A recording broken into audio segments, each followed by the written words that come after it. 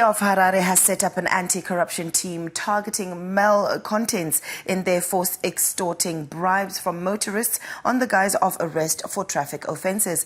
This comes after a number of complaints by the motoring public with videos of clashes with municipal cops in unprofessional conduct circulating on social media. The city on Tuesday said it had suspended 8 municipal police officers over the allegations and that some of them had been identified by victims at a parade. The victims are subjected to all sorts of intimidation until they part with their money. According to the city, they have been investigating the illegal activities by these individual rogue elements within the municipal police. Some of the incidents have found themselves on social media platforms.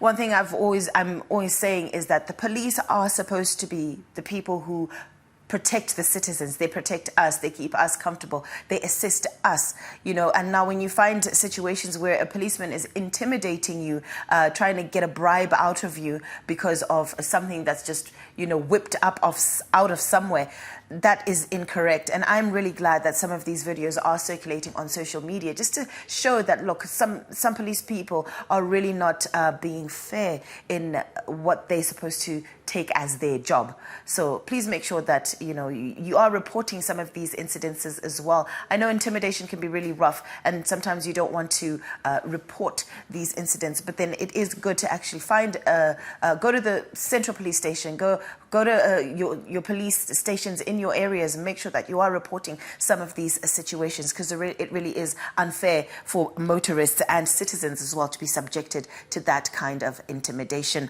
Zimbabwe's trade promotion body says it is pursuing avenues to increase agriculture exports into the Middle East. Already, the country enjoys exports of citrus fruit and other horticulture products into the region. The Business Weekly's deputy editor, Kudzanai Sharara, sat down with Zim Trade's chief executive officer, Alan Majuru. We're also going to have a market scan on the same and then follow through with a business mission to Saudi Arabia, because they really need a lot of our foodstuffs.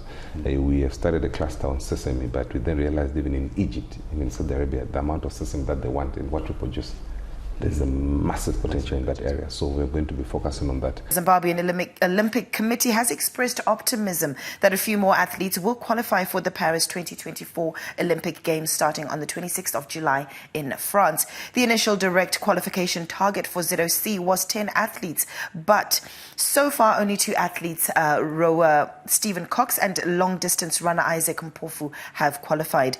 The men's relay team of Ngoni Makusha, Dixon Kamurengemu, Makanaka Charamba and Tapiwa Makarawa are the most likely athletes to qualify should they finish 14th place or better at the World Relay Championships in the Bahamas in May.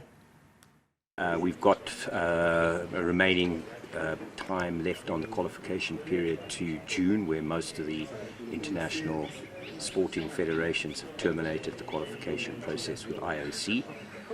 Some of them are more difficult than others because some are time related, so if you get the time like athletics and swimming, you go.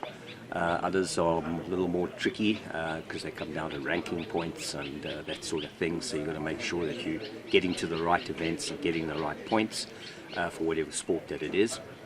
And those sports are like, for argument's sake, tennis, golf, triathlon, sports that don't rely on time frames.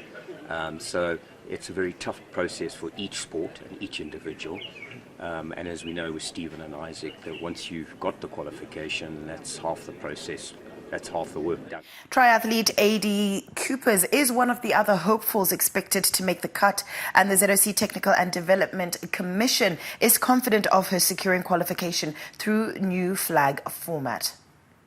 It has the opportunity to send one male and one female who are usually up-and-coming athletes on the under-23 level.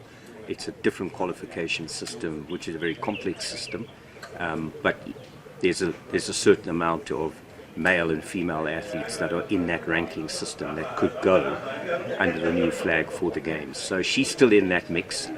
She's still got until end of May to obviously get some more events under her belt and hopefully some of the results not to go the other way of the other athletes. So it's a bit cutthroat, and you can't You can't dictate what happens in their events and which event. Konapo, Ipapo pa ZTN Prime, DSTV channel 294, the place to be.